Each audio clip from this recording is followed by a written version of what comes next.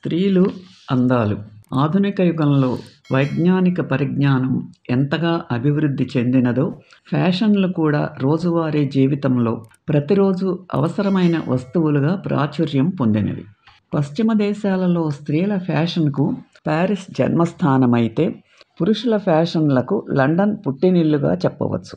ఫ్యాషన్లతో పాటు సౌందర్య పోషణల వాడకము కూడా పెరిగినది. ఇప్పటి వారు చాలామంది తినడానికి తిండి ఉన్నా లేకపోయినా సినిమాలకు ఎంత ప్రాముఖ్యమిస్తున్నారో, సౌందర్యానికి వాడే కాస్మెటిక్స్కి అంతే విలువ ఇస్తున్నారు. ఈ నాగరిక ప్రపంచంలో శరీర రక్షణ కొరకు అందాన్ని పెంచుకోవడానికి పూర్వకాలము నుండి సౌందర్య సాధనాలు వాడేవారు అనడానికి కనపడే సాక్ష్యం మన దేవాలయాలపై ఉన్న ఎన్నో శిల్పాలు. వీటిని బట్టి ఆ రోజులలో స్త్రీలు సౌందర్యానికి ఎంత ప్రాముఖ్యతనిచ్చేవారో అర్థమవుతుంది. నేత్రాంజనం ప్రసక్తి అథర్వణ వేదములోనే ఉన్నది. కంటి చుట్టూ నల్లని గీతలు గీసి కళ్ళు విశాలంగా కనిపించేలాగా దిద్దుకునేవారు. పెదవులు ఎర్రబడటానికి తాంబూల సేవనం చేసేవారు. ఎర్రని లక్కరంగు పెదవులకు రాసుకునేవారు. చెక్కిళ్ళు గులాబీ రంగులో ఉండటానికి గులాబీ పూలను వెనిగర్లో ముంచి చెక్కిళ్లపై అద్దేవారు.